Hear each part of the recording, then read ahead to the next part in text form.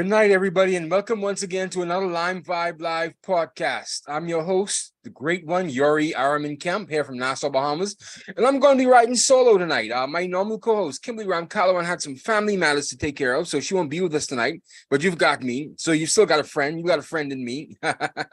So we got a few things to talk about tonight, but I hope everything's okay on your end. Of course, I hope you guys are settling in now to your Friday evening. Maybe you're going out to the club, you're going out to the bar, or maybe you're just chilling at home and you just decide to turn on LimeVibe and listen to me, which is a good thing to do. And I appreciate you guys being here with me. So if you haven't done so already, please subscribe to our YouTube video or our Facebook page and click like on any of the videos. It really helps us out a lot, okay?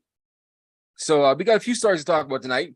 The first is this situation in Florida. I don't know if you guys have been following the international news, but this Aiden Fucci gentleman, this young boy, I should say, he was charged and convicted of murder today for stabbing his 13-year-old classmate back in 2021.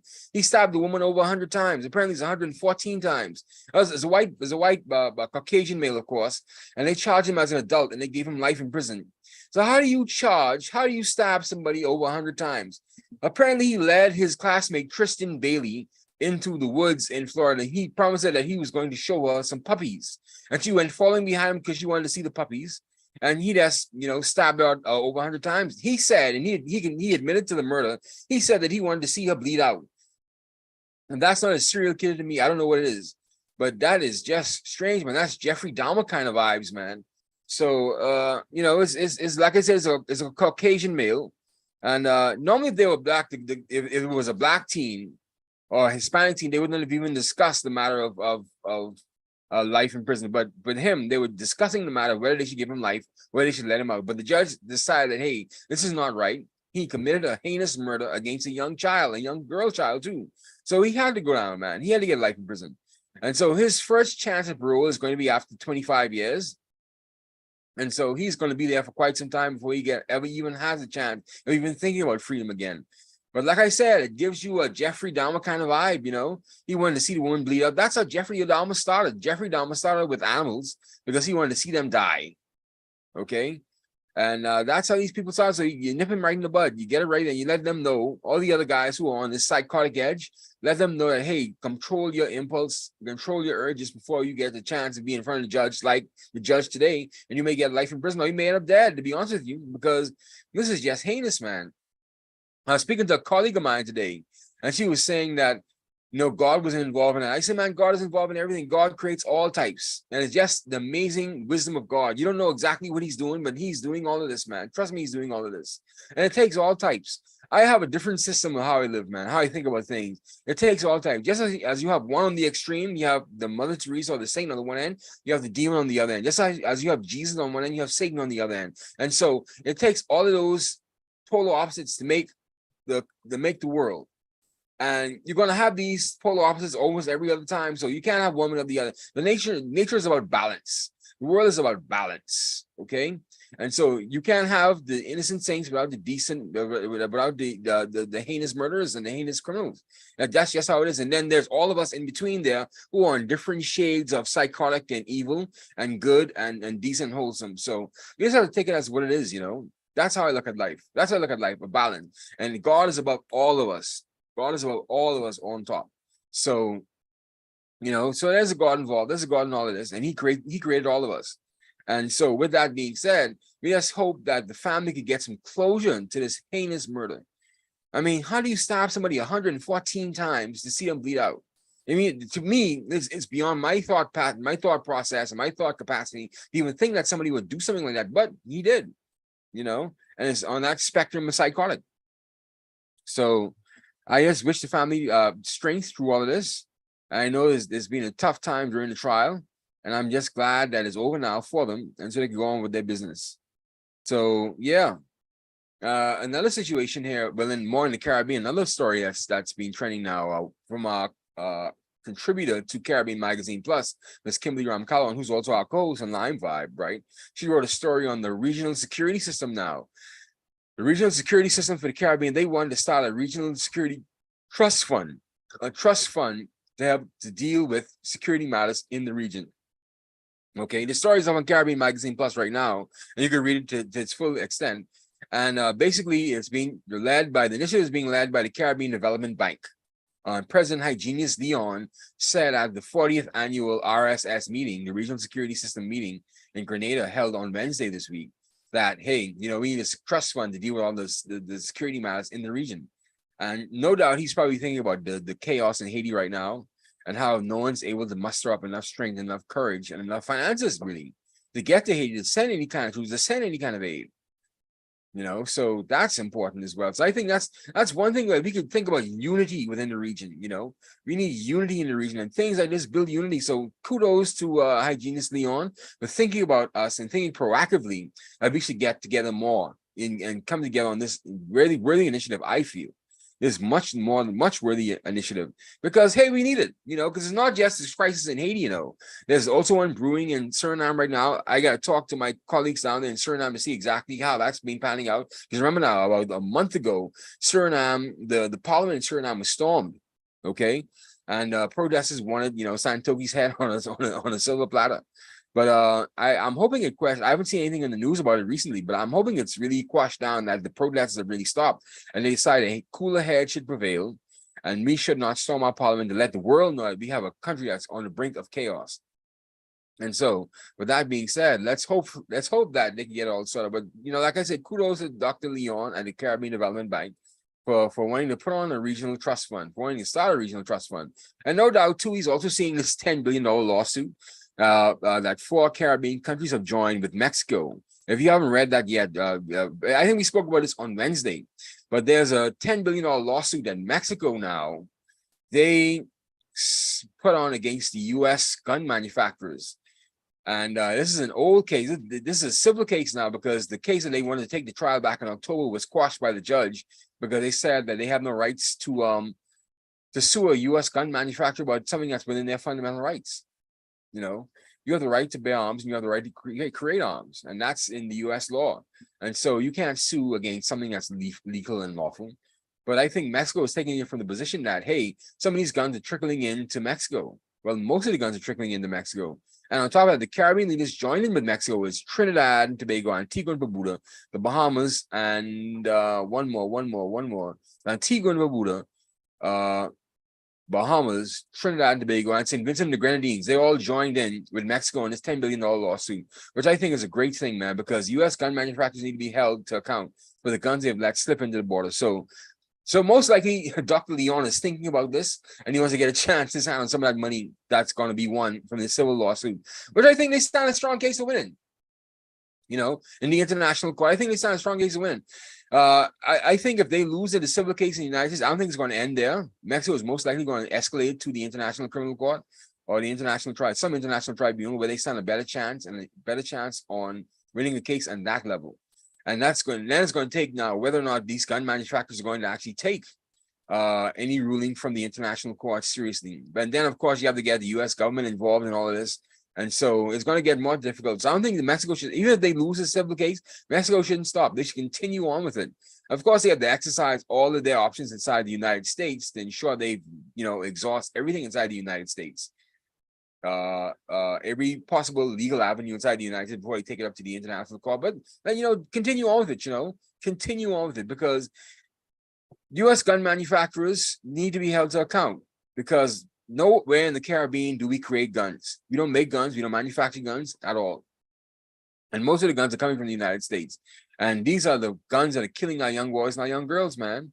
And it's just saddening, man. So let's keep that in perspective. So all of these things are happening right now, right in front of our eyes. And with that being said, I think we need to take a serious look at this regional security system, because it's not just with guns and uprisings inside Haiti and Suriname. It's also with regard to cybersecurity, because that's a new threat for the new age. Cybersecurity is a new threat for the new age.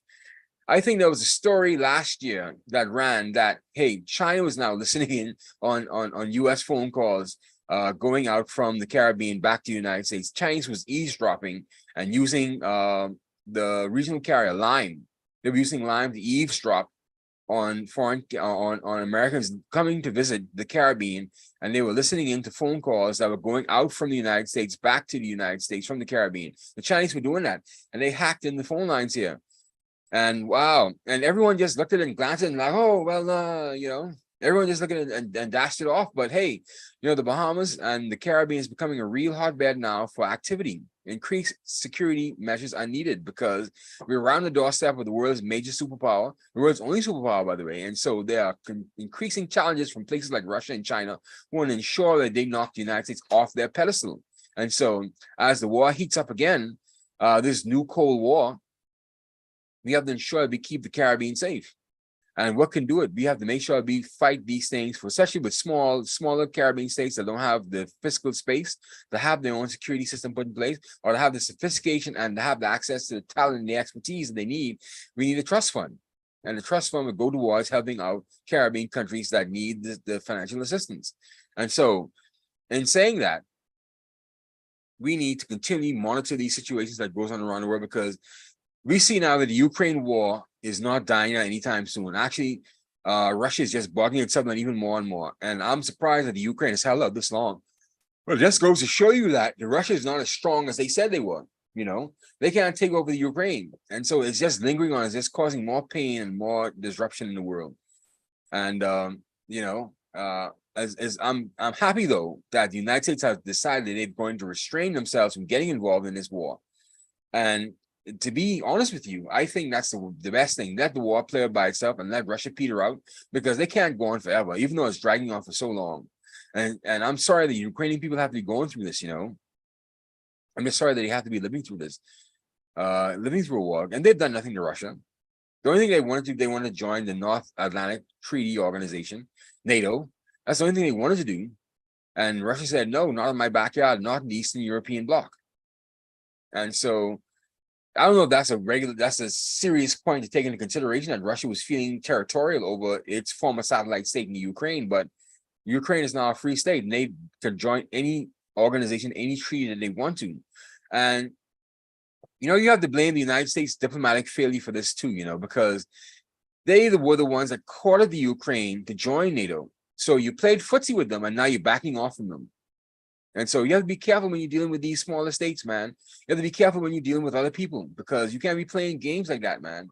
At the end of the day, you left, and now it's looking like you're leaving Ukraine out to dry, which is the right thing to do, because you don't want to escalate the war to any extent, because you would really decimate the entire Eastern European bloc. Because there's no country that could stamp the United States once they get out the big guns, the big nukes, and all the weaponry that they have. And don't mind Russia playing games. Russia knows they can't go into a hot war with the United States. It's just that how much casualties are they willing to risk, and how much casualties is the United States willing to risk? Because Russia is going to try to retaliate, and it's going to be over before it starts, and they're going to hit some U.S. targets, and it's going to end up with some U.S. casualties. But at the end of the day, the United States will prevail, and we hope it doesn't get to that, because we also have China now in the wings now, wanting to make sure that everyone fights except for them. And so they're just waiting and watching to see what's happening right now with Russia and Ukraine. They're hoping that the United States join in, because that means they have a free hand to go into Taiwan.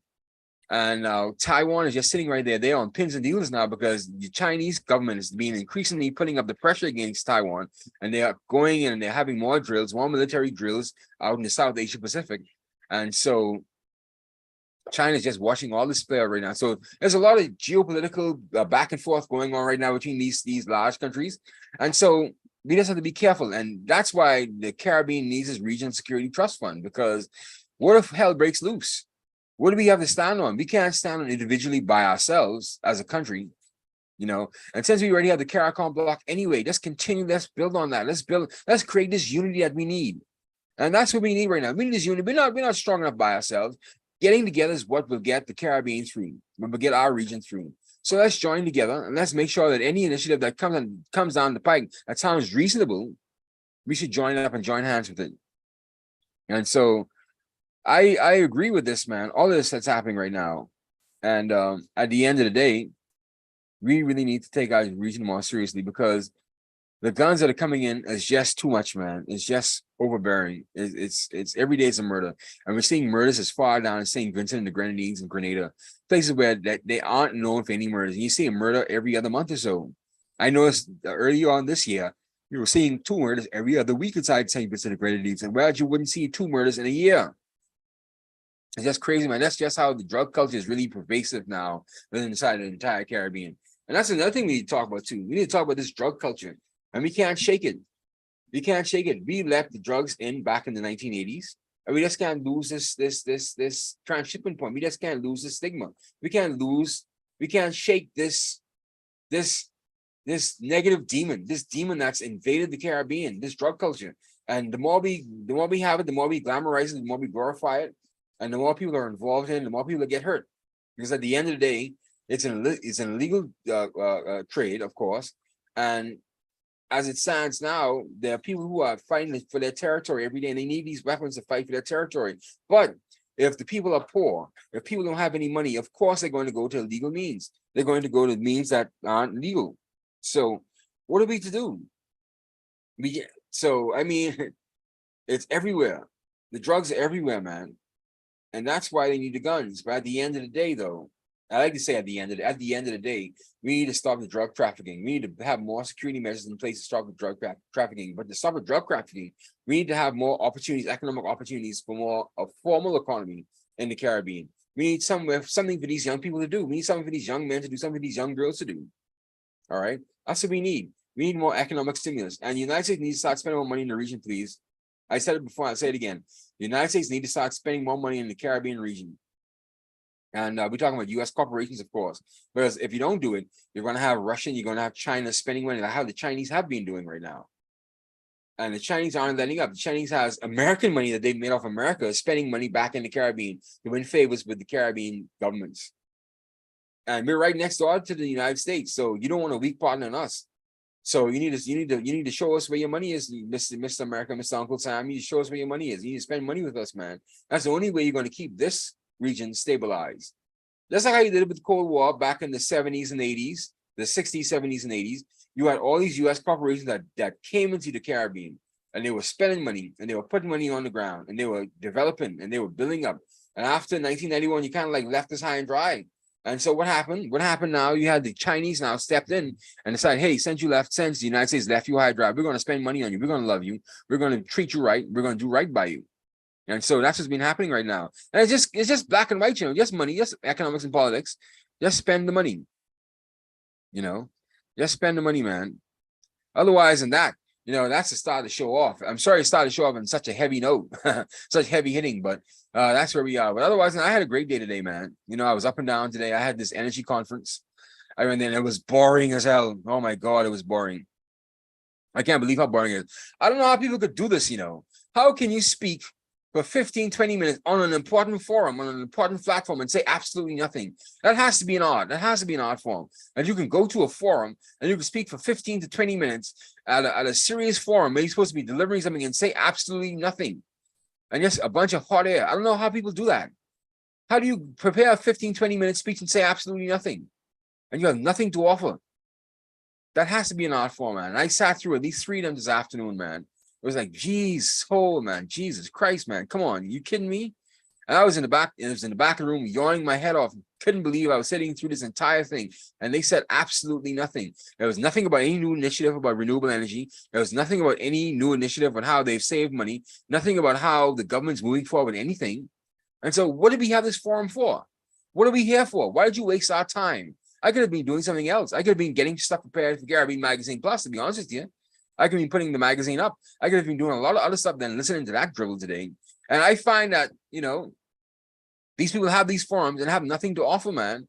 And it's pervasive. I don't know how it is in other Caribbean countries, but in the Bahamas, it's pervasive, man. These people have these forums and they have these conferences and they say absolutely nothing. Very few of them deliver on anything. And very few of them say anything that's worth noteworthy, worth even repeating. The only thing is worth repeating right now to let you know how boring that conference was and how much it really dragged you down, how it drained my energy today, man. It was, man, my goodness, man. How do they do it? How do you be so empty? And especially if you've been involved in something for so long, how do you be so empty, man? It's just crazy, man. Jesus. And my colleague was on the other end of the table from me. She was just rolling eyes and she's just sick of it all, man. Because she's being tired of this industry. She's just like, oh my goodness. She just kept on rolling eyes and say, I can't believe I'm here wasting my time with this. And yeah, you are. That's your job. And we get paid for that. So So trust me, you think that most reporters and most journalists believe that they want to follow you up and down and get stories from you? Hell no. We want absolutely nothing to do with most of you some of the time. Actually, if there's nothing worth nothing worth making a story about, we don't care about anything that you have to say, really. If it's not anything. So we're not chasing you down for stories. We're not trying to catch you on anything. We're actually trying to do our best to cover you. But if you give us nothing to cover, we're not going to cover anything, to be honest with you. And so with that, I mean, hey, it's a tough job, man. It's a tough job. It's getting rough. But, that's why I was this afternoon. And trust me, when I say it was boring, it was boring. Boring. I mean, it was brutal, man. I stuck through it. I got 2 stories out of it. So, kudos to me. Yeah, I got 2 stories out of it. So that's good. Otherwise than that, I had a regular day today. I went to the gym this morning, as I normally do. I'm trying to get down to 220. I'm down to about 230, 229 now. It's going down on the downside of 230 now. And so, hey, I'm getting that working. I'm going to get up again, hopefully tomorrow morning, and get my jogging tomorrow. I normally like to do 10 miles on Saturday. Right? Because it's not about the health anymore. It's about the endurance. It's about my mental capacity. Can I concentrate on doing 10, 12 miles every Saturday morning? And that's what it's about, I put in my power pellets. I eat my power pellets, and I have my inhaler. I get myself up, and I get up, and I go, and I do it, So hopefully you give me the strength tomorrow. I have the strength tomorrow to get up and get it done. I normally get up on 4 o'clock anyway, every morning anyway. So let's see how it happens tomorrow. I had a friend I promised to go to another venue tomorrow to do our normal exercise. We have this thing called the 66 Steps next to downtown in Fort Fincastle. And so it's a popular area for exercising for young people, for anyone actually. So it's called the Queen Staircase. If you search it, Google the Queen Staircase in Nassau, Bahamas. It was made for the Queen, and what is it? It's really 66 steps going up. It's supposed to be an entryway from old Nassau into new Nassau. So that's what it was made for. So it's right there. And people run up and down it, and they also go from there, and they go to the Paradise Island Bridge, and they jog over the bridge. So yeah, but she's traveling though, so I'm not going to be with her tomorrow. So I'm going to go my regular route, my regular 10-mile route, and we're going to get it done. I have goals. I want to reach 220 before the end of Lent. I'm doing my fast, even though I broke my fast and I ate some potato chips today. But I've been relatively sticking to my fast, man. I've been sticking to my fast. And it's important that I get closer to God in these times too. He gives me strength. And I hear God in a different way. I hear God speaking to me in a different way. And I love the fact that I'm able to do this now. It's really working out. It's really working for my benefit. And I'm starting to see the results, man. I'm seeing the results on the scale. I'm seeing the results on my body and how I feel, how my skin looks. And so I'm not a health nut per se, but I'm enjoying the fact that I'm really getting myself together with this, man, because not a lot of people could do this. A lot of people would have given up by now. I came down from 310 pounds about a year ago, and I'm down to about 230 now. So that's a lot. I've been doing a lot of work, man, a lot of work. And it's just that every time I hit a plateau, it gets harder and harder to really break the plateau and get over the next step.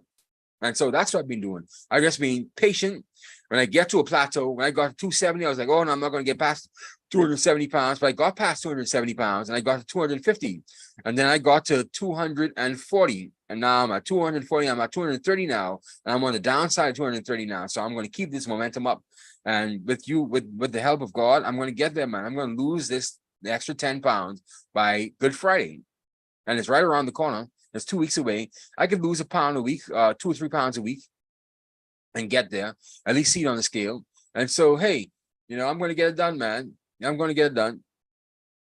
So other than that, man, other than the gym, that's my regular routine. I go to the gym every morning, 4 o'clock, and I start my day off, and it really gets my day off running smooth, man. Gym, come back, have some prayers, and then I get ready for work. And tidy up anything loose ends I have that I need to tie up. Like, for example, I need to edit a story for Caribbean Magazine Plus, or I need to send an application form out somewhere, or I need to apply for something, or I need to look at some more research, or I need to study, get some reading in for the morning. And so, I have a good balance. I lead a boring life. It's not that exciting, but I got a routine, and it keeps me happy, it keeps me fulfilled, it keeps my mind off my other problems, my other pain and heartaches that I have. And we all have pain and heartaches. We all have crosses to bear. And so once you keep your mind focused and you keep moving forward, you don't get these feelings of melancholy and depression. And you have to keep on moving forward, people. That's what it's about. Keep on moving forward. don't get stuck in one place. Don't get stuck in Lodibar. If those of you who are Bible thumpers who read the Bible, you know about Lodibar, how you get stuck in Lodibar. Let me find which scripture that was, though. I'm saying that as if I know what the scripture is, right? Lodibar in the Bible, right? Google such so helpful. It's in his New Testament is in 2 Samuel 9:4, 9 through 9. 2 Samuel chapter 9, verse 4-5. In ancient Israel, it was mentioned that the home of Machir as a contemporary of David. Okay, and Lodabar was where. Let's go. Let's open it up right now. I don't mean to preach tonight, but it's in David. Lodabar was where Mephibosheth, the son of Jonathan, David's old friend who died. He was crippled and he was in Lodabar and he could not get out of Lodabar because he was crippled from birth. And so it was a redemptive story how you don't have to be crippled all your life. You can actually get up. You could get up out of the weak place, get up out of the dark place, get up out of your place of hurt and crippled. You could get yourself up, man. You know, I don't know if you've heard me speak about depression, but I went through a depression for about 10 years, man. 10 years I went through depression. I do not want to go back there again. I do not want to go back to that place again. I'm trying to keep upbeat, and God has really been putting the iron in my back and giving me the air. And even though the devil tries you sometimes, you know, you can get over it, man. You can get over it. Once you keep your mind focused on Christ, he's going to get through the tough times. You know, like tonight. You know, tonight this is a tough time tonight because this is the first time I'm doing the show by myself. Normally I have Kim to bounce things off, but now she's not here. She has to deal with family matters. And so I have to carry the whole hour by myself. And you know, something I don't mind. I signed up for this. This is what I want to do. I want to speak to you. I want to be with you people. I want to get my message out to you. And so with that, you know, I enjoy being here. So hopefully this illuminates you tonight and you have some energy to take on tomorrow in a new light, in a better way. And so let's enjoy our weekend, man. And let's see how we could take it on for next week. Because trust me, these weekends are going pretty quickly, man. Next thing you know, it's Sunday, and all of a sudden it's Monday morning again. You have to start the week all over again, blah, blah, blah, blah, blah. So, you know, let's keep positive, man. Let's keep Christ centered in your life and keep positive and keep exercising, man. I found that, hey, without exercising, I really get those feelings of really that pressure. It's almost like it's a cross on my shoulders. And without that exercise, it doesn't remove that cross. It does not remove that cross, man. And there's a pain, a sharp pain right down the center of my back, my traps, my trapezius muscles. And it's like a big pain wearing me down. And without exercising, without stretching that muscle, I really feel the pain and the pressure on me, man. And of course, I started drinking coffee as well. But people love coffee. I loved coffee too, but my doctor said stop drinking it. I realize now, since I've stopped drinking coffee, I don't have those afternoon crashes anymore. I'm feeling so down. I'm feeling so low. I'm feeling so, oh my goodness, I can't take it anymore. I just want to be here anymore. And I found once I stopped drinking coffee, I stopped crashing in the day. I feel a lot better throughout the whole day. I feel a mellow level, you know, not too high, not too low, just a mellow level and keeping on with it. So they warn you against the dangers of coffee. Mind you, they told you about coffee, you know. They told you about that caffeine rush and that crash. But I wasn't listening to it, you know. I was experiencing that for years and decided, hey, you know, this thing is really affecting me, man. After the doctor told me to get off it, I say, hey, this thing was really affecting my mood. This thing was really making me feel bad. This thing really had me feeling awful, man. And so I stopped. And it's being a lot better, man. I upped the exercise. And so that's being good. You know, I still haven't controlled my diet as yet, but I still eat like a pig. Oh, my goodness. I still eat like a pig. But to my credit, though, I have been incorporating salads into my diet. Instead of having rice, I have salads now. And so it's been working out, and I don't know if I want to make a salad tonight. And I was just saying that this afternoon. I don't know if I want to make a salad tonight, but I may have to because the other alternative is rice, and rice is what really puts the weight on. Rice and sugars, cookies and cakes and pastries and stuff like that. So I'm starting to be more mindful of it now, not to indulge so much in the sweets and the rice and the carbs. And if anything, engage in good carbs. I started to find out what the good carbs is because, like I said, I'm not a real health nut. I'm doing some more research. I'm getting my body together. My doctor wanted to give me a nutritionist. I say, no, that's for fat people. Even though I was fat, I was morbidly obese. I'm still morbidly obese. I'm still fat. I'm trying to tone it up now, but at least I wasn't where I was a year ago, where I was 310 pounds. Man, my God. But I say, no, that's for fat people who don't have any will control and who don't have any willpower, no self-control. And I can do it. I can do it, you know. And once I started going to the gym, I started to realize all the other young men around me were looking so incredibly good and fit the guy who's at the gym told me, say, hey, you know something, you have to really control your diet, man. You have to get in, you have to really stop eating what you eat. It's really the sugars and the rice. And I said, hey, what's the sense of me coming to the gym every morning and doing these 2 hour long workouts, hour in the cardio and probably another hour lifting weights? What's the sense of me doing this? I'm not going to lose the weight. I'm not going to actually get my body in real good shape. Why am I wasting this money? So I decide, hey, let's bite the bullet. Let's enjoy the Lenten fast and let's watch our diet and let's see what happens. And the weight's been melting off, man. I was at 257 about 2 months ago. I'm on the 230, 257 about 2 months ago when he told me, hey, watch your diet. And I, been melting it off and I've been fighting it ever since, man. And during the Lenten season, it's been really, really melting off. Really been melting off, man. But something, if you watch YouTube, you see all these quack diets, and they told you tell you what intermittent fasting. That's really what it is, just fasting in the day and just having a meal at one meal at night or one meal in the day, and just taking your health seriously, man. And I realize now you don't need all of the food that you've been eating. If you really look at it, do you really need the pizza and the donut and the hamburger and the fries and the milkshake and the large soda? Do you really need all of that? You don't need all of it, to be honest with you. And someone is in the background smiling at me because they know about me struggling with my weight all my life, right? But hey, it's a struggle because you love the food. Let's be honest, you love the food. I love pizza. I really love pizza. That's my favorite food. I love pizza. And I would eat a whole large pizza myself, but I have to watch that, I can't do it all the time anymore now. But, let's take our health seriously, man, because I want to live long and prosper, man. I want to see my nephews and nieces. I don't have any kids yet, but I want to see them grow up and I just want to see them be healthy. And I want to live to about 80, 90 years old. If I can live to be 100 and still walking around in my good health and my good mind. And so that's another thing I really want to really focus on: long life. You want to see your seed grow up and you want to see them be happy and be healthy. I want to see my kids get married. I want to see my nieces and nephews live a long and prosperous and happy and healthy life. I want to be there for them, and we can do it because I have good genes in my family that they have lasted a pretty long while, up into their 80s. So I can live well into my 80s to my 90s. I could do that. So I just want to encourage everybody, if they haven't done so, take your health a bit more seriously, please, because at the end of the day, that's all you have. All you have is this mortal shell that God gave you. All you have is this flesh and bone. And guard your heart against these attacks from the devil that want to see you, fat and lazy and bloated and crushed. And also guard your heart as well. Guard your heart. Guard who you have around you, because at the end of the day, they're going to destroy you. They're going to bring you down if they're not good people. So vet the people you have around you. If there's someone's trying to bring you down, someone trying to bring you down into their level, don't fall for it, man. Raise yourself up. Raise up.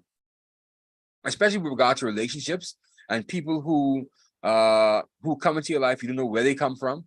Friendships, friendships in particular, who come into your life, who profess friendship to you, but really are into it for themselves. Or maybe you're that person. Be careful, man, because karma is a way of coming around to you, man. Karma is a way of really hitting you right in the gut, especially when you play around with people's feelings and people's emotions and you stop bread from coming on their table. You really knock bread out of them out. You have to be careful of that, man. And be careful of people who you let around you, because they could bring you into that place. They could drag you down to that place. And they can make you feel bad. And they can make you feel unworthy and unused and unloved. But hey, you keep your head up. All right? That's my rant for the evening. I normally like to rant. So, yeah, man. But ranting is my thing, though. I love to rant and make noise. And I can speak to myself all night, to be honest with you. I can speak to myself all night. I could go on and on and on and on and on and on and on and on and on. And that's an art form itself. Hopefully that made some sense to some of you guys who are going to see this video later on. So, yeah, we start off with this Aiden Fucci gentleman who killed this Tristan Bailey lady in Florida. He dragged her into the woods. I hope we haven't had something like that in the Caribbean. I don't think so. I don't think we've had that kind of heinous murder where someone who's on the brink of being a serial killer or who being a serial killer. We've had some matters that happened in Trinidad with regard to a gentleman that was running, or a killer, I should say. I shouldn't say gentleman because we don't know who it was. The person was never found. They were really murdering and raping young boys in Trinidad. That was back in the mid-90s. And it just died down. The person stopped. We had a killer in the Bahamas back in the early 90s. He was picking up young boys, and he killed about 4 of them before they really stopped him. He's in jail right now, actually. And they did an interview with him, and they asked him, why are we doing all of this? He said he doesn't know. He just was picking him up and just killing them, And so sometimes you have people with a glitch in their system, a glitch in their mind that puts them on the killer spectrum. the psychotic spectrum. And like I said, it takes all types. It really takes all mindsets, man. And you can't sell anyone short, you know, because you don't know how these people have grown up, how they were born, what kind of chemical imbalance they have, what has really sparked them and really pushed them over the edge. You know, I told Kim about 3 shows ago, I say it's in everybody's mind. Everybody fantasizes about killing somebody at some point in time. I'm sorry to get dark with you tonight, but it's true.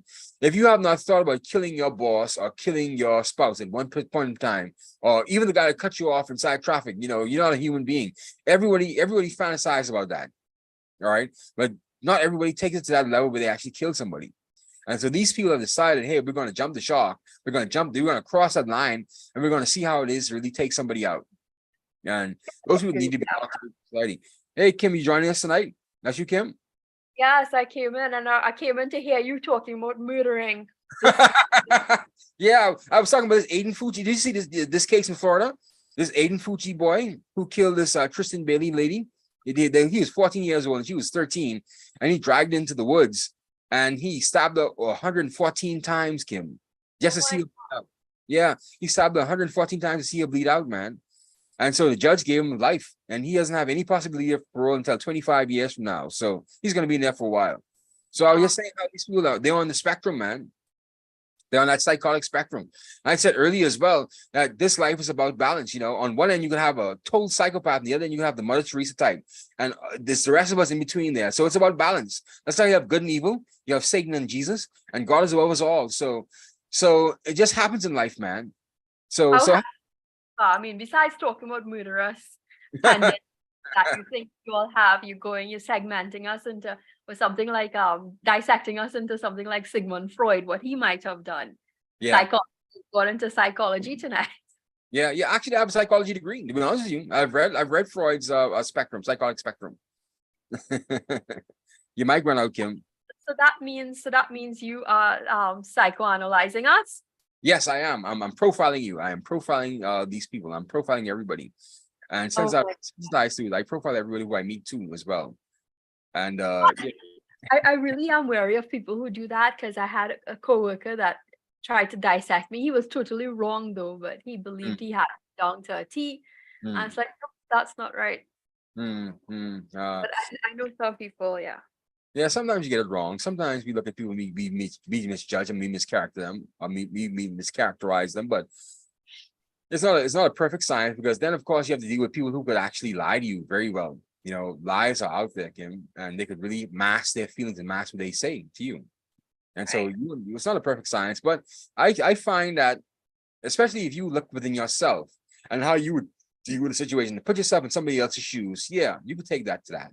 You could actually make a good assumption that this person would do this in this circumstance here. And that's really what, sorry for jumping over to this again, but this is really what Putin is really doing in the United States. You know, he is yes, putting himself into the mind of President Biden. What would President Biden do, and how far he really could go in Ukraine? And so it's just what you call the gamesmanship.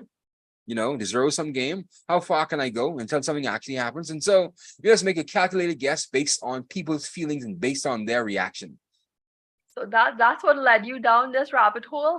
Yes, it did. I went from that all straight down. I was ranting all night tonight, Kim. And man, I wished you were here earlier. I really wished you were here. I'm glad you can't make the good lucky stars that I was not.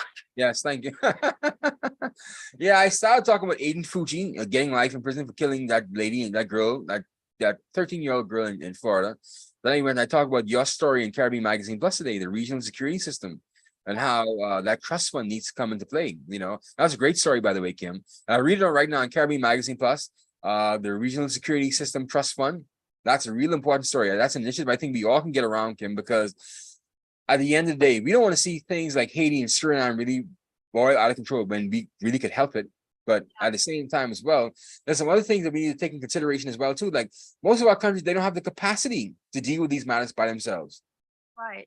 I mean, what was interesting about listening that conference was that Dickon Mitchell, the Grenada Prime Minister, he spoke about how important the RSS was to Grenada back in 1983 and times that they've come into play.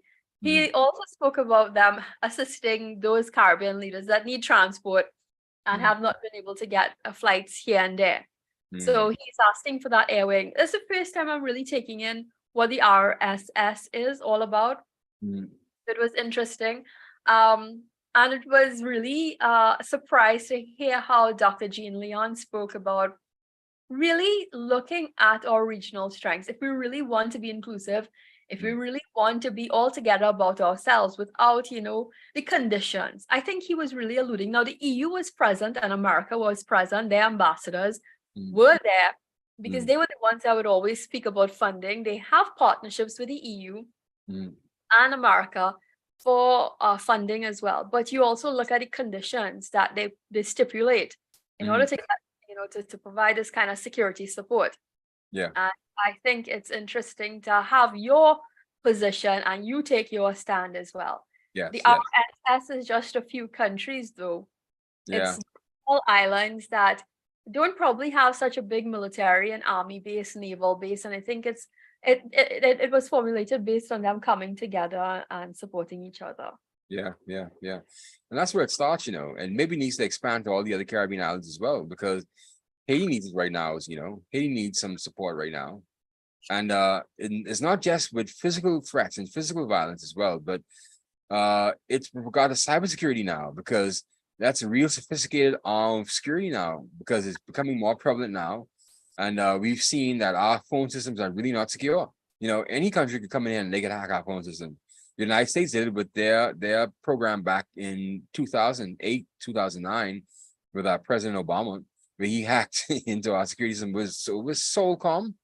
Remember when with the Bahamas in particular, we were part of a wiretapping program done by the United States, and it was broken by some international spy experts, and they put it all over the net. And so the Bahamas wasn't the only country, of course, right? There was the Philippines and there was Iraq.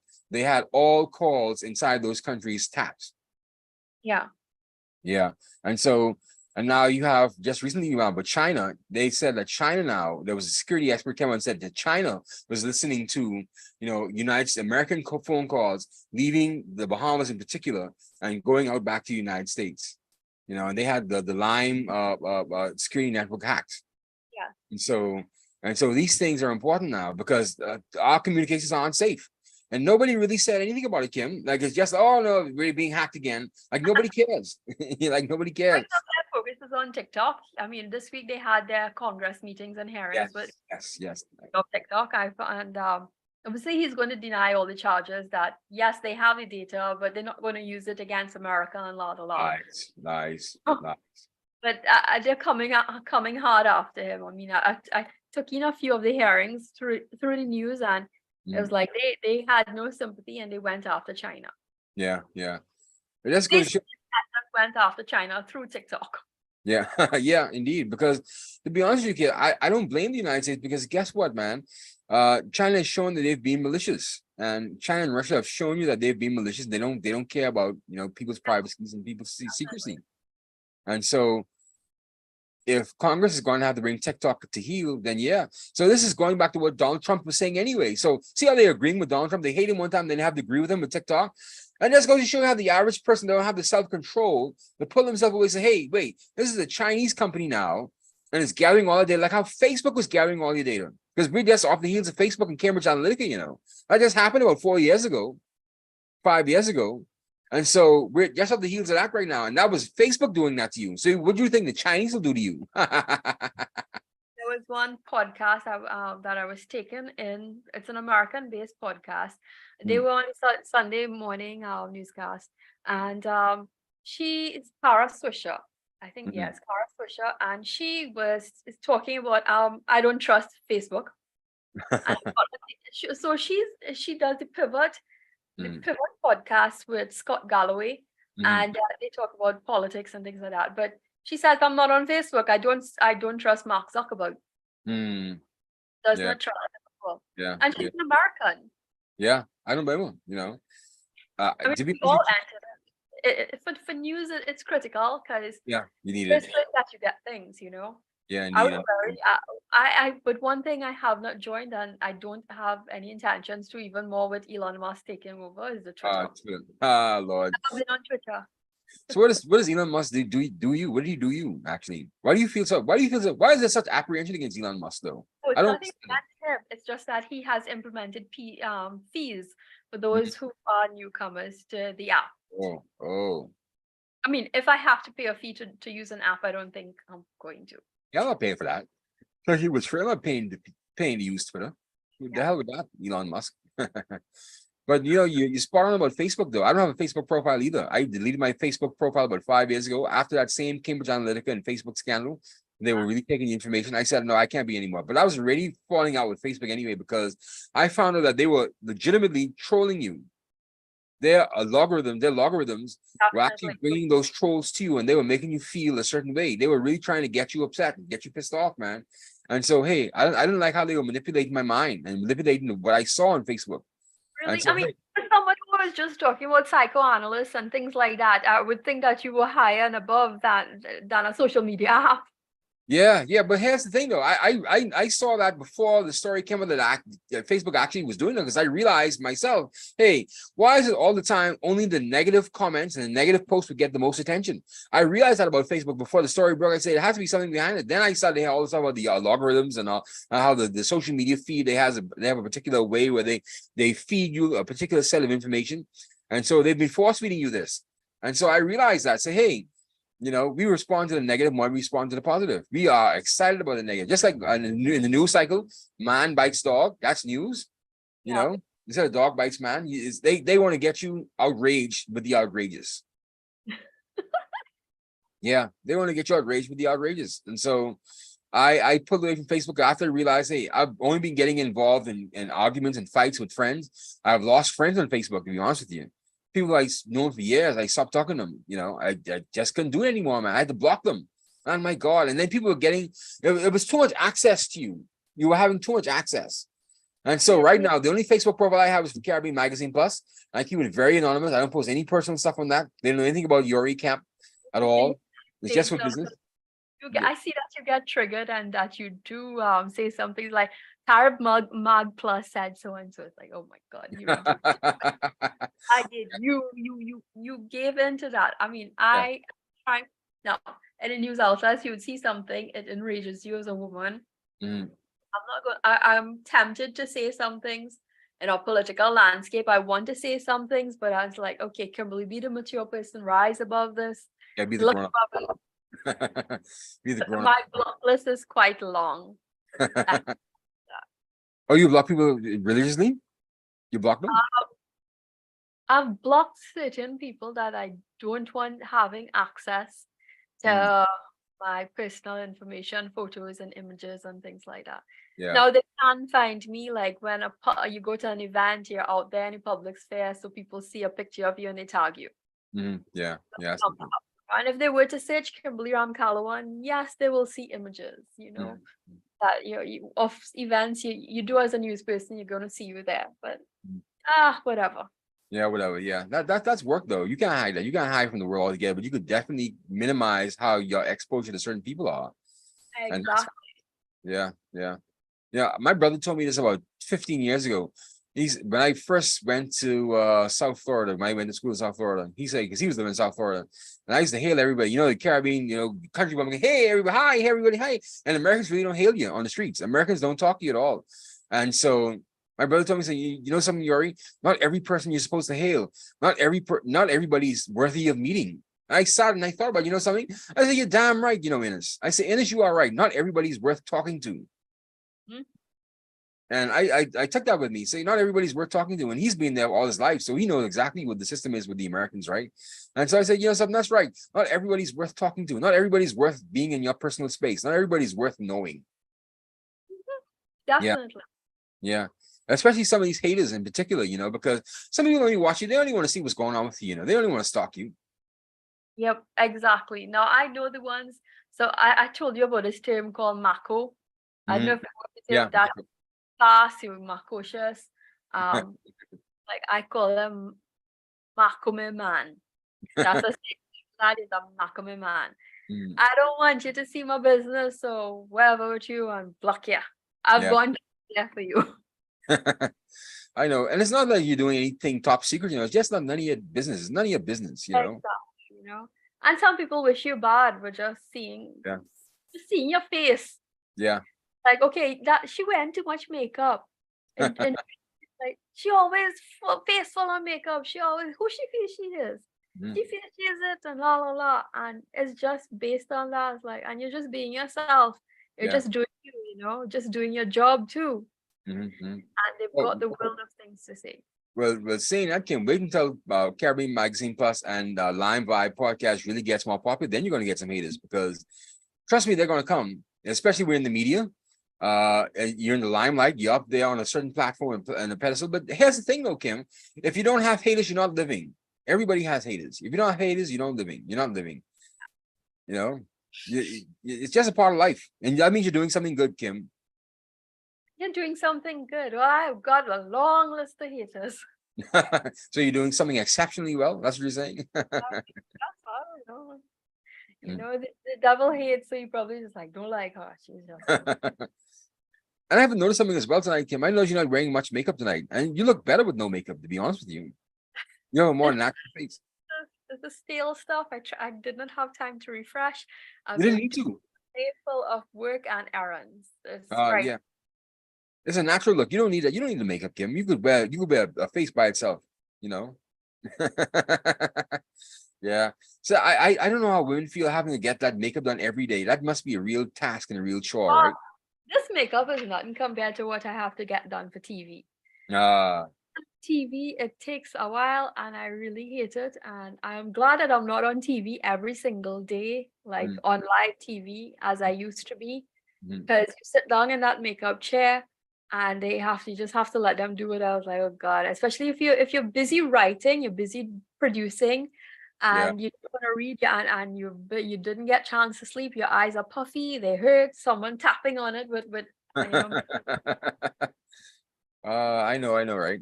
it But I, looks glamorous, but it's not really. I know. It's a lot of work, man. It's like you're on a movie set. But you really are on a set. It's yeah, you are. And the thing is, you need to look professional. People think, oh, they're trying to look fancy. And I had one person in my last media house said the BBC reporters they don't put on so much makeup on their faces and blah, blah, blah. That's what you think. Mm, I mean, some people they've got a standard. It's just a really there's a reason for TV makeup because it yes. accentuates the way your eyes express certain things, and that's why you need makeup. You can't Really? go on.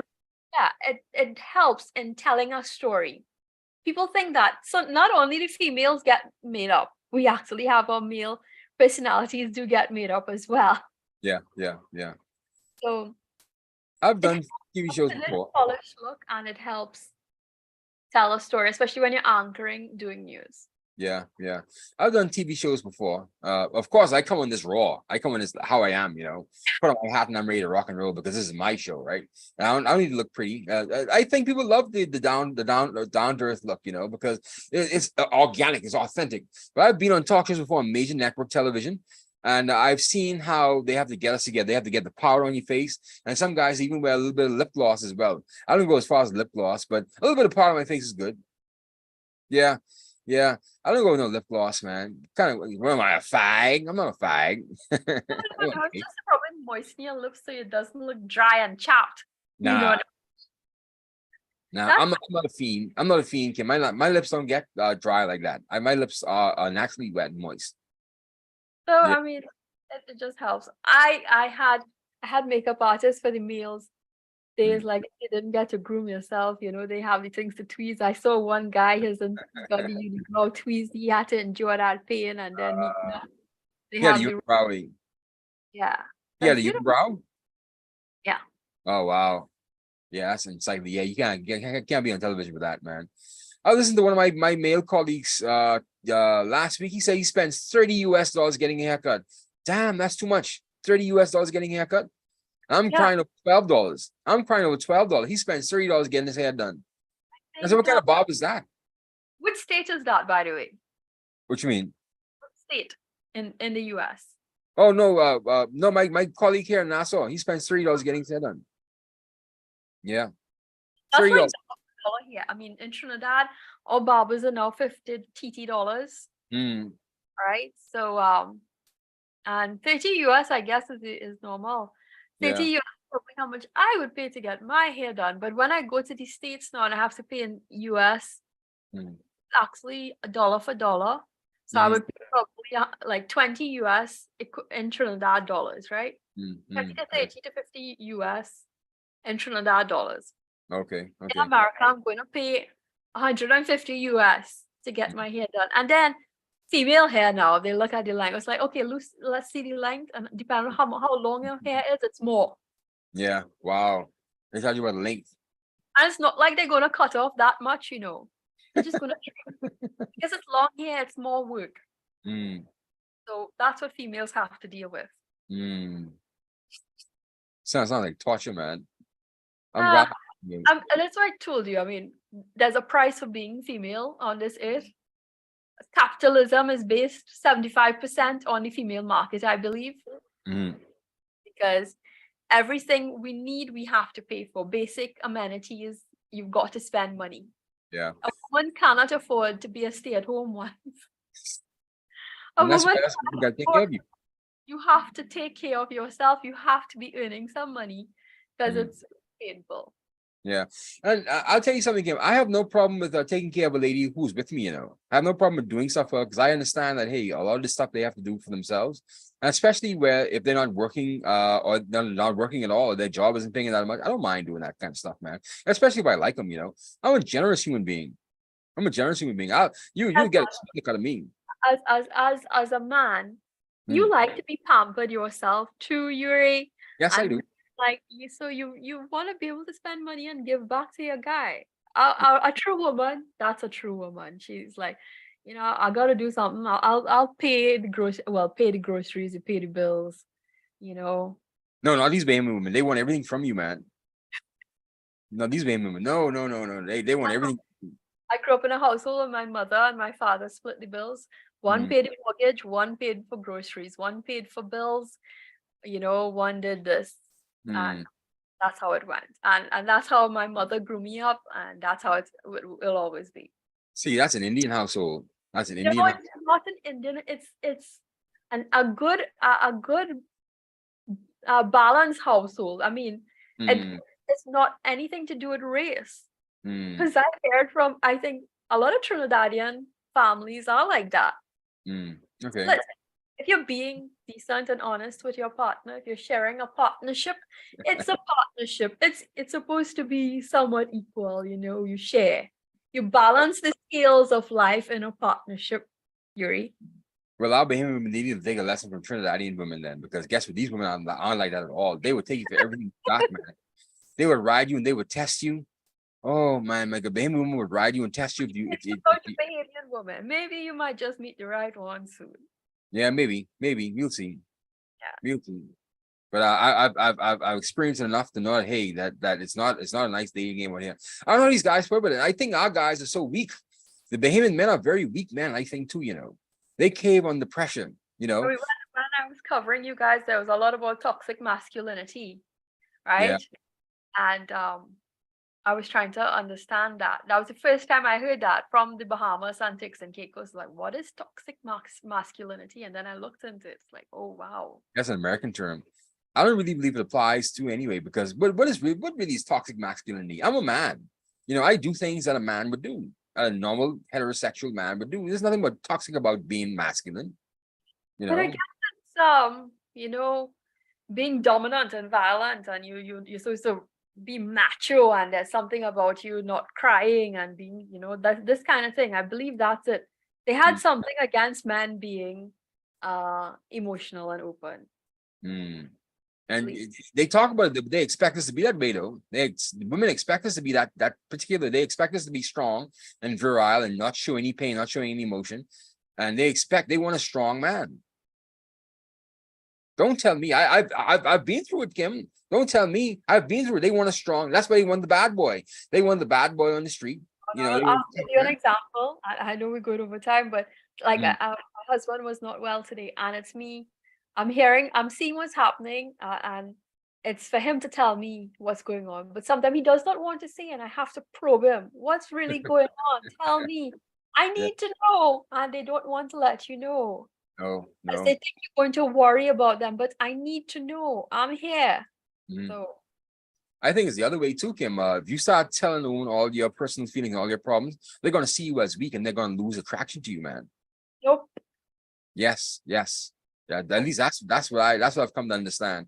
Once you tell a woman all your problems and all your fears and your doubts, she's going to lose interest because she's going to see you as a weak vessel. Women want a strong man. Women want a strong, masculine man. They want someone who's going to be quiet, someone who's going to stand in and take the licks and keep on taking because they want a rock they can lean on as well. Yes, we do, but we also need to know that you're human and we understand life happens and things happen and you need to talk to us. Talk to us. Yeah. Shut up. Yeah, talking to y'all only expose how we feel, and then we're gonna be left open to you guys, and we're gonna left open for more abuse. You know, more open to more abuse. Women do the most horrendous things to men and expect us to love them back. You know, what's with all this test? What's with all this testing? Why all these tests, Kim? Okay, you're dealing with a different breed of woman. Uh, Definitely. yeah, we'll end on that, Kim. So, Kim, thank you for joining us late tonight, man. I hope everything's okay. You got all your stuff sorted out. So, any final thoughts? Yeah, I'm there. And just enjoy your weekend and keep safe, you know. Yeah, I'm going to study this weekend because I have a test on Tuesday and a presentation on Monday. So I'm going to rest. I'm going to get up tomorrow morning to 4 o'clock to get my 10-mile jog on Saturday. And then I'm going to spend tomorrow, Saturday, washing my clothes and, studying for my exams, my tests on Tuesday, my presentation on Monday. So, and then on Sunday, I have another interview with, who am I interviewing on Sunday? Who's that? Oh yeah, Sheila Newton, Dr. Sheila Newton. She's an Antiguan living inside the United States now. And she's a very vibrant, very intelligent woman, man. I don't know if you've been seeing Latin American news now. She was in part of that. She was in part of Invest Caribbean as well, with a lady from Guyana. I forgot the lady from Guyana's name, but yeah, she's a very vibrant woman. So I'm going to see her. I'm going to talk to her on Sunday, and so we're going to have a good talk show on Sunday. So that's going to be on LimeVibe podcast later on that Sunday evening as well. So I might be getting filled out with me, Kim. So there we have it, Kim. Thank you for joining us again. So this is Yuri Kemp from the LimeVibe Live podcast. Thank you for joining us again. Enjoy your weekend. And if you have not done so already, please like and subscribe to our YouTube page. It really helps us out a lot. You could like and subscribe to our Facebook page where these shows are live. You get all the latest updates and information and interviews that we show on our LimeVibe Live podcast. So thank you once again and have a good weekend. Good night, everybody. Let's get out of here, Kim.